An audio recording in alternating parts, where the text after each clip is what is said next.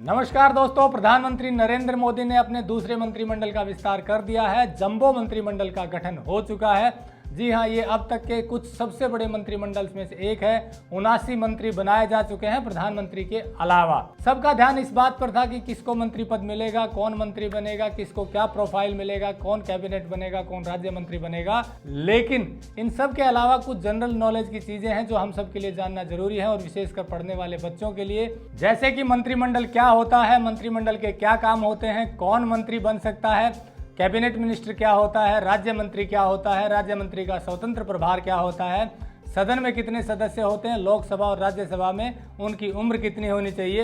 ये सारी जानकारी आपको इस फिल्म में देंगे, इसलिए फिल्म को पूरा जरूर देखिए। तो चलिए शुरू करते हैं। दोस्तों, केंद्र में मंत्री बनने के लिए या तो आपको लोकसभा या फिर राज्यसभा का सदस्य होना जरूरी है, लेकिन यदि आप सदस्य नहीं भी हैं तो भी आप मंत्री बन सकते हैं, बशर्ते उसके बाद आपको 6 महीने के अंदर लोकसभा या राज्यसभा की सदस्यता लेनी होगी। लोकसभा में हमारे 543 सीटें हैं, 2 सीटें एंग्लो इंडियन की होती हैं नॉमिनेटेड, लेकिन अब 2020 के बाद वो व्यवस्था खत्म कर दी गई है। इस तरह कुल 543 सीटों पर इलेक्शन होते हैं और इनमें आधे से एक यानी कि 272 मेजोरिटी के लिए चाहिए होती हैं। इसी तरह राज्यसभा में कुल 250 सीटें हैं, जिसमें 238 इलेक्टेड सीट होती हैं और 12 नॉमिनेटेड होती हैं।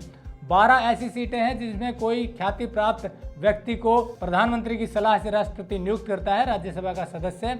जैसे इस बार मैरी कॉम को नियुक्त किया गया है, सुब्रमण्यम स्वामी, और इस तरह से और लोग भी राज्यसभा सदस्य बनाए गए हैं। इस समय राज्यसभा की 233 सीटों पर इलेक्शन होता है और 12 नॉमिनेटेड, इस तरह से 245 कुल राज्यसभा की सीट हैं। अब बात करते हैं लोकसभा और राज्यसभा में कितनी आयु होनी चाहिए कम से कम इनका सदस्य बनने के लिए। लोकसभा की न्यूनतम आयु 25 वर्ष है, यानी कि 25 साल का व्यक्ति लोकसभा का इलेक्शन लड़ सकता है। राज्यसभा का सदस्य बनने के लिए 30 वर्ष की आयु कम से कम होनी चाहिए। तो इस तरह से जो भी राज्यसभा या लोकसभा का सदस्य है वो केंद्रीय मंत्रिमंडल में शामिल हो सकता है। केंद्र में मंत्री बनाने का अधिकार प्रधानमंत्री को दिया गया है, यानी कि प्रधानमंत्री अपनी मर्जी से मंत्रियों का चुनाव करते हैं। अब बात करते हैं केंद्रीय मंत्रिमंडल की। केंद्र में 3 तरह के मंत्री होते हैं: कैबिनेट मिनिस्टर, स्टेट मिनिस्टर और state minister with independent charge, यानी कि स्वतंत्र प्रभार। स्वतंत्र प्रभार वाले राज्य मंत्री केंद्रीय मंत्रियों के अंदर काम नहीं करते हैं। जो कैबिनेट मिनिस्टर होते हैं, मिनिस्ट्री के मंत्रालय के फुल इंचार्ज होते हैं। उसके मातहत राज्य मंत्री होते हैं जो उनको सहायता करते हैं। किसी मंत्रालय में 2 राज्य मंत्री हो सकते हैं, किसी में 1 राज्य मंत्री होता है। एक मंत्रालय का 1 कैबिनेट मिनिस्टर होता है और कैबिनेट मिनिस्टर के पास 1, 2 या 3 मंत्रालय भी होते हैं। तो इस तरह से हमारे अभी कुल केंद्र में 79 मंत्री हैं।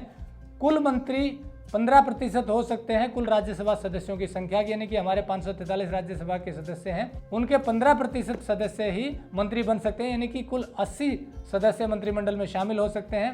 79 बनाए जा चुके हैं, जिनमें से 30 कैबिनेट मिनिस्टर हैं, 47 राज्य मंत्री हैं और 2 राज्य मंत्री स्वतंत्र प्रभार के हैं। इस तरह से 79 मंत्री कुल बनाए जा चुके हैं। हालांकि 1 राज्य मंत्री स्वतंत्र प्रभार के इंद्रजीत सिंह को राज्य मंत्री का भी अलग प्रभार दिया गया है। तो इस तरह टोटल संख्या की बात करें तो 78 है, मंत्री 79 हैं और कुल 80 हो सकते हैं प्रधानमंत्री के अलावा।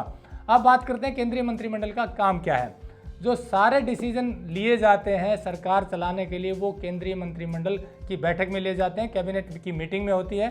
जैसे कि कल मंत्रिमंडल के विस्तार के बाद कैबिनेट मिनिस्टर्स की मीटिंग हुई प्रधानमंत्री की अध्यक्षता में, उसी में बड़े बड़े फैसले लिए गए हैं। इसके बाद आता है केंद्रीय मंत्रिपरिषद।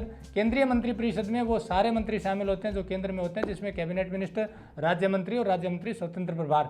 कैबिनेट मिनिस्टर की मीटिंग में राज्य मंत्री शामिल नहीं होते हैं। हाँ, राज्य मंत्री स्वतंत्र प्रभार वाले बुलाए जा सकते हैं, जब उनको इन्विटेशन दिया जाए मंत्रिमंडल की तरफ से तभी वो शामिल होते हैं, नहीं तो अक्सर कैबिनेट मीटिंग में कैबिनेट मिनिस्टर ही शामिल होते हैं। इसके अलावा कैबिनेट मिनिस्टर जो होता है वो अपने मंत्रालय का फुल इंचार्ज होता है। उस मंत्रालय से संबंधित लगभग सारे डिसीजन केंद्रीय मंत्री के द्वारा लिए जाते हैं प्रधानमंत्री कार्यालय की सलाह से। जी हाँ, सभी मंत्रालयों का सुप्रीम बॉस प्रधानमंत्री होता है। उसी के मार्गदर्शन में, उसी के निर्देशन में सारे मंत्रालय काम करते हैं। और यहाँ एक बात मैं आपको बता दूं कि ये कई बार आपने देखा होगा कि कोई मंत्रालय अच्छा काम कर रहा है, बहुत अच्छा कर रहा है, कोई थोड़ा कम करता है। वो सारी दूरदर्शिता होती है केंद्रीय मंत्री की। यदि केंद्रीय मंत्री चाहे तो बहुत अच्छा काम अपने विभाग में हो सकता है, क्योंकि उसके पास बहुत सी पावर होती हैं। अब हमारा ध्यान चूंकि रहता है कौन मंत्री बना, कौन हटा और कितने दिन तक रहेगा, बल्कि ध्यान ये होना चाहिए किस मंत्री ने कितना बढ़िया काम किया और कैसे किया। क्योंकि फाइनली प्रधानमंत्री और केंद्रीय मंत्रिमंडल और राज्यों के मंत्री और मुख्यमंत्री और ब्यूरोक्रेट सभी सरकारी मशीनरी का एक ही काम है, देश की तरक्की, लोगों की तरक्की। हम आगे भी आपको ऐसी जानकारी देते रहेंगे। जुड़े रहिए हमारे चैनल से। नमस्कार, जय हिंद।